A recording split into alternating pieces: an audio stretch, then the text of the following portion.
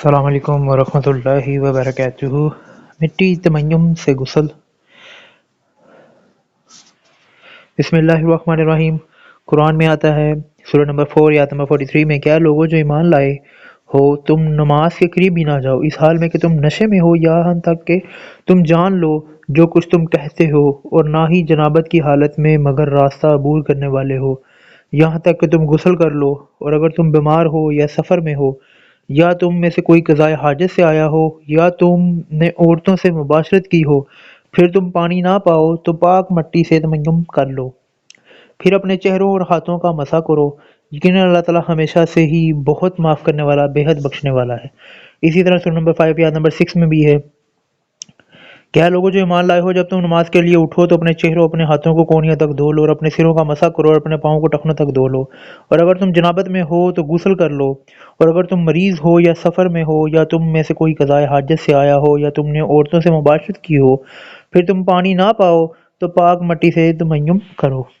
سو اپنے چہروں اور ہاتھوں پر اس سے مسح کر لو۔ اللہ تعالیٰ ارادہ نہیں رکھتا کہ تم پر کوئی تنگی کرے، لیکن وہ ارادہ رکھتا ہے کہ تمہیں پاک کرے اور تاکہ تم پر اپنی نعمت پوری کرے۔ اسی طرح حدیث میں دیکھتے ہیں، حضرت عمران رضی اللہ عنہ بیان کرتے ہیں کہ ہم نبی صلی اللہ علیہ وسلم کے رفیق سفر تھے، آپ لوگوں کو نماز پڑھائی، پس جب آپ نماز سے فارغ ہوئے تو آپ صلی اللہ علیہ وسلم نے ایک آدمی کو الگ بیٹھا ہوا دیکھا جس نے باجماعت نماز نہیں پڑھی تھی۔ آپ صلی اللہ علیہ وسلم نے فرمایا، فلاں شخص تمہیں باجماعت نماز ادا کرنے سے کیا منع ہے تھا؟ اس نے عرض کیا، میں جنبی ہو گیا تھا اور میں نے پانی نہیں پایا۔ آپ نے فرمایا، تم مٹی استعمال کرتے، وہ تمہارے لیے کافی تھی۔ اسی طرح اگلی حدیث حضرت عمار رضی اللہ عنہ بیان کرتے ہیں کہ ایک آدمی عمر بن خطاب رضی اللہ عنہ کے پاس آیا اور اس نے عرض کیا، میں جنبی ہو گیا ہوں لیکن مجھے پانی نہیں ملا۔ یہ سن کر عمار رضی اللہ عنہ عمر رضی اللہ عنہ سے کہا، کیا آپ کو یاد نہیں کہ ہم ایک مرتبہ سفر میں تھے، آپ نے نماز نہ پڑھی جبکہ میں مٹی میں لوٹ پوٹ ہوا اور نماز پڑھ لی، اور پھر میں نے نبی صلی اللہ علیہ وسلم کو اس کا تذکرہ کیا تو آپ صلی اللہ علیہ وسلم نے فرمایا، تمہارے لیے اس طرح کرنا کافی تھا۔ چنانچہ نبی صلی اللہ علیہ وسلم نے اپنے ہاتھ زمین پر مارے اور ان میں پھونک ماری، پھر ان سے اپنے چہرے اور ہاتھوں پر مسح کیا۔ مسلم میں بھی اسی طرح روایت ہے کہ آپ نے تمہارے لیے کافی تھا کہ تم اپنا ہاتھ زمین پر مارتے، پھر اس میں پھونک مارتے، اور پھر ان کے ساتھ اپنے چہروں اور ہاتھوں پر مسح کرتے۔ اسی طرح اگلی حدیث میں بھی حضرت عمار بن یاسر کہتے ہیں کہ نبی صلی اللہ علیہ وسلم کی مئیت میں نماز فجر کے لیے مٹی سے تیمم کیا، انہوں نے اپنے ہاتھ مٹی پر مارے، پھر ایک مرتبہ اپنے چہروں پر مسح کیا، پھر انہوں نے دوبارہ دوسری مرتبہ اپنے ہاتھ مٹی پر مارے تو اپنے سارے ہاتھوں پر، کندھوں اور بغلوں سمیت مکمل طور پر مسح کیا۔ اسی طرح اگلی حدیث میں بھی کہ عمار بن یاسر رضی اللہ عنہ سے مروی کہ رسول صلی اللہ علیہ وسلم نے تیمم سے کے بارے میں فرمایا، چہرے اور ہتھیلیوں کے لیے ایک ہی ضرب کافی ہے۔ اسی طرح اس سے اگلی حدیث میں کہ اس میں جو ہے نا عبداللہ کا اپنا موقف ہے اور ابو موسیٰ کا اپنا موقف ہے، ٹھیک ہے۔ اس میں بتلانا صرف یہ ہے امپورٹنٹ ہے کہ قرآن کی بات ایکسیپٹ کی جائے گی، اس وجہ سے یہ حدیث ایڈ کی گئی، کیونکہ بخاری میں بھی ایڈ ہے، ٹھیک ہے، کہ قرآن میں واضح اجازت موجود ہے۔ اسی طرح اگلی حدیث بھی حضرت جابر رضی اللہ عنہ بیان کرتے ہیں کہ ہم سفر پر روانہ ہوئے تو ہم میں سے ایک آدمی کو پتھر لگا جس نے اس کا سر زخمی کر دیا۔ اسی دوران اسے الہام ہو گیا، اس نے اپنے ساتھیوں سے دریافت کرتے ہوئے کہا، کیا تم میرے لیے تیمم کی رخصت پاتے ہو؟ انہوں نے کہا، ہم تمہارے لیے کوئی رخصت نہیں پاتے کیونکہ تم پانی میسر ہے۔ پس اس نے غسل کیا جس سے اس کی موت واقع ہو گئی۔ جب ہم نبی صلی اللہ علیہ وسلم کے پاس آئے تو آپ کو اس کے بارے میں بتایا گیا تو آپ نے فرمایا، انہوں نے اسے مار ڈالا، اللہ انہیں ہلاک کرے۔ جب انہیں مسئلہ معلوم نہیں تھا تو انہوں نے پوچھا، کیوں نہیں؟ لا علمی کا علاج پوچھ لینا ہے، اس کے لیے یہ کافی تھا کہ وہ تیمم کرتا، زخم پر پٹی باندھ لیتا، پھر اس پر مسح کر لیتا اور باقی سارے جسم کو دھو لیتا، ٹھیک ہے۔ یہ حدیث ضعیف ہے لیکن اس کی صحیح سند جو ہے یہ نیچے مشکات، ابن ماجہ، ابو داؤد اور سنن دارمی میں ہے، ٹھیک ہے۔ اسی طرح اگلی حدیث اس میں آتا ہے کہ ابو ذر، پاک مٹی پاک کرنے والی ہے، اگرچہ تجھے 10 سال تک پانی نہ ملے، اور جب پانی مل جائے تو اسے اپنی جلد پر ڈالو، یعنی کہ پھر غسل کرنا لازمی ہے، ٹھیک ہے۔ یہ اس میں ایک شخص تھا، ٹھیک ہے، عمرو بن بجدان، یہ کافر تھا، بعد میں اسلام قبول کیا تھا، تو یہ مسئلہ پوچھنے گیا ہے۔ یہ حدیث کا پچھلے والا حصہ مسند احمد میں ہے، ٹھیک ہے۔ اس سے اگلی حدیث ہے کہ ابو خلدہ کہتے ہیں کہ میں نے جناب ابو لاہیہ تابی سے پوچھا کہ ایک شخص جسے جنابت لاحق ہوئی ہو، اس کے پاس پانی نہ ہو مگر بھی کھجور یا کشمش کا پانی موجود ہو، تو کیا وہ اس سے غسل کر لے؟ تو انہوں نے فرمایا نہیں۔ اب یہ کیوں؟ کیونکہ وہ میٹھا پانی ہے، ظاہری بات ہے، کیڑے اور یہ سب چیزیں، اور وہ ایک پھل بھی ہے، تو مٹی والا استعمال کیا جائے گا، پاک مٹی سے تیمم کیا جائے گا۔ اسی طرح اگلی حدیث عبدالرحمن بن جبیر حضرت عمر بن عاص رضی اللہ عنہ سے روایت کرتے ہیں کہ ذات سلاسل میں مجھے ایک ٹھنڈی رات احتلام ہو گیا، مجھے اندیشہ ہوا کہ اگر میں نے غسل کیا تو ہلاک ہو جاؤں گا، چنانچہ میں نے تیمم کر کے اور اپنے ساتھیوں کو صبح کی نماز پڑھائی۔ انہوں نے یہ واقعہ رسول صلی اللہ علیہ وسلم کی خدمت میں ذکر کیا تو آپ نے پوچھا، اے عمرو، کیا تو نے جنبی ہوتے ہوئے اپنے ساتھیوں کی جماعت کرائی تھی؟ میں نے بتایا کس وجہ سے کہ میں نے غسل نہیں کیا، اور میں نے یہ بھی کہا کہ میں نے اللہ کا فرمان سنا ہے کہ اپنے آپ کو قتل نہ کرو، اللہ تو بہت مہربان ہے۔ تو رسول صلی اللہ علیہ وسلم ہنس پڑے اور کچھ نہ کہا۔ ٹھیک ہے، اس سے اگلے حدیث میں یہ تھوڑی سی بات ایڈ ہے کہ اپنی زیریں جسم شرمگاہ اور اطراف دھوئے اور نماز والا وضو کیا اور انہوں نے نماز پڑھائی۔ ٹھیک ہے، اس سے اگلی حدیث میں ابو سعید خدری رضی اللہ عنہ کے دو آدمی سفر پر روانہ ہوئے، نماز کا وقت ہو گیا، جب ان کے پاس پانی نہیں تھا، چنانچہ انہوں نے پاک مٹی سے تیمم کیا اور نماز پڑھی، پھر انہوں نے نماز کے وقت ہی میں پانی پا لیا،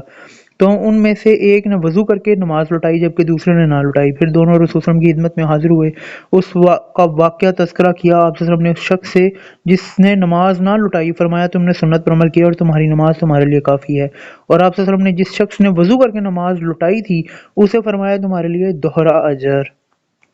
ٹھیک ہے، اس سے اگلی جس میں حضرت طارق رضی اللہ عنہ سے روایت کہ ایک آدمی جنبی ہو گیا اور اسے پانی نہ ملا تو اس نے نماز نہ پڑھی، پھر وہ نبی صلی اللہ علیہ وسلم کے پاس آیا اور آپ کو یہ بات بتائی تو آپ نے فرمایا تو نے ٹھیک کیا۔ ایک اور آدمی جنبی ہو گیا تو اس نے تیمم کر کے نماز پڑھ لی، وہ آپ کے پاس آیا تو اسے بھی آپ نے وہی کہا جو دوسرے کو کہا تھا، یعنی تو نے ٹھیک کیا۔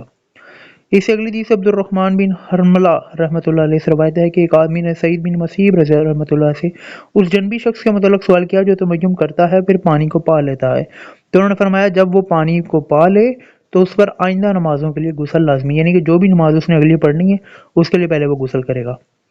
اس سے اگلی حدیث امام مالک رحمۃ اللہ علیہ نے ایک شخص کے بارے میں کہا جسے اطلام ہو جائے اس حال میں کہ وہ سفر میں ہو اور پانی پر قدرت نہ رکھتا ہو سوائے وضو کی مقدار کے، صرف اتنا پانی اس کے پاس ہو جس سے وضو ہو سکتا ہے لیکن غسل نہیں ہو سکتا، اور پانی کے کسی چشمے پر پہنچنے تک اس سے پیاس کا بھی خطرہ نہیں،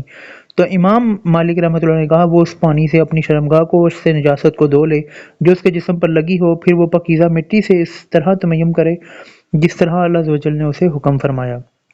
اسی طرح اگلی حدیث میں بھی امام مالک رحمۃ اللہ علیہ سے ایک جنبی شخص کے متعلق سوال کیا گیا جو تیمم کا ارادہ رکھتا ہو لیکن سوائے شور والی کھاری مٹی کے اور کوئی مٹی نہیں پاتا، کیا وہ اس شور والی مٹی یعنی خلر سے تیمم کر سکتا ہے، اور کیا ویسے شور زدہ زمین پر نماز مکروہ ہے؟ تو امام مالک رحمۃ اللہ علیہ شور زدہ زمین پر نماز پڑھنے اور اسے تیمم کرنے میں کوئی حرج نہیں، کیونکہ اللہ تعالیٰ کا فرمان ہے پاکیزہ مٹی کا قصد کرو، تو ہر وہ چیز جو پاکیزہ مٹی ہو اسے تیمم کیا جا سکتا ہے، خواہ وہ شور زدہ نمکین مٹی ہو یا اس کے علاوہ۔ اب یہ سالٹی سوئل ہے، ٹھیک ہے۔ حدیث میں زوجہ محترمہ حضرت عائشہ رضی اللہ عنہا نے بتایا کہ ہم رسول صلی اللہ علیہ وسلم کے ساتھ بعد سفر غزوہ بنی المصطلق میں تھے، جب ہم مقام بیدہ یا ذات الجش پر پہنچے تو میرا ایک ہار کھو گیا، رسول صلی اللہ علیہ وسلم اس کی تلاش میں وہیں ٹھہر گئے اور لوگ بھی آپ کے ساتھ ٹھہر گئے، لیکن وہاں پانی کہیں قریب میں نہ تھا۔ لوگ حضرت ابوبکر صدیق رضی اللہ عنہ کے پاس آئے اور کہا حضرت عائشہ رضی اللہ عنہ نے کیا کام کیا کہ رسول صلی اللہ علیہ وسلم نے تمام لوگوں کو ٹھہرا دیا اور پانی بھی کہیں قریب میں نہ آئی اور نہ لوگوں ہی کے ساتھ ہے۔ پھر ابوبکر صدیق رضی اللہ عنہ تشریف لائے، رسول صلی اللہ علیہ وسلم اپنا سر مبارک میری ران پر رکھے ہوئے سو رہے تھے، فرمانے لگے کہ تم نے رسول صلی اللہ علیہ وسلم اور تمام لوگوں کو روک لیا حالانکہ قریب میں کہیں پانی بھی نہیں اور اللہ لوگوں کے پاس ہے۔ حضرت عائشہ رضی اللہ عنہ کہتی ہیں کہ والد ماجد رضی اللہ عنہ مجھ پر بہت خفا ہوئے اور اللہ نے جو چاہا انہوں نے مجھے کہا اور اپنے ہاتھ سے میری کوکھ میں کوچو کے لگائے، یعنی کہ ہلکا ہلکا جو مارنا ہوتا ہے، ٹھیک ہے۔ رسول صلی اللہ علیہ وسلم کا سر مبارک میری ران پر تھا، اس وجہ سے میں حرکت بھی نہیں کر سکتی۔ رسول صلی اللہ علیہ وسلم جب صبح کے وقت اٹھے تو پانی کا پتہ تک نہ تھا، بس اللہ تعالیٰ نے تیمم کی آیت اتاری اور لوگوں نے تیمم کیا۔ اس پر اسید بن خصیر رضی اللہ عنہ نے کہا اے آل ابی بکر یہ تمہاری کوئی پہلی برکت نہیں۔ عائشہ رضی اللہ عنہ نے فرمایا پھر ہم نے اس اونٹ کو ہٹایا جس پر میں سوار تھی تو ہار اس کے نیچے مل گیا، ٹھیک ہے۔ اسی طرح اگلی حدیث میں حضرت عمار سے ہے کہ اللہ تعالیٰ نے مٹی کے ساتھ تیمم کی رخصت نازل فرمائی، تمام مسلمان رسول صلی اللہ علیہ وسلم کی معصیت میں اٹھے اور زمین پر اپنا ہاتھ مارے، پھر انہوں نے اپنے ہاتھ اٹھائے اور کوئی مٹی وغیرہ نہیں جھاڑی سوائے انہوں نے اپنے چہروں اور بازوؤں کو کندھوں تک اور اپنی ہتھیلیوں سے بغلوں تک ہاتھ پھیر لیے، یعنی کہ اس طرح جو ہے مٹی کے ساتھ میم کیا انہوں نے۔ اللہ پاک سے ہم دعا کرتے ہیں اللہ پاک ہمیں ہدایت دے، ہدایت کا ذریعہ بنائے، عمل کرنے کی توفیق دے۔ اللہ پاک سے ہم پناہ مانگتے ہیں تمام برائیوں سے، شیاطین سے، منافقین سے، تمام غرور و تکبر سے اور ایسی تمام چیزوں سے جو ہمیں دوزخ کی طرف لے کے جانے والی ہیں، عذاب کی طرف لے کے جانے والی ہیں۔ اللہ پاک ہمیں اپنی پناہ عطا فرمائے۔ ایسی مزید ویڈیوز حاصل کرنے کے لیے، پیغامات حاصل کرنے کے لیے ہمارا چینل سبسکرائب کریں۔ شکریہ۔ السلام علیکم ورحمۃ اللہ وبرکاتہ۔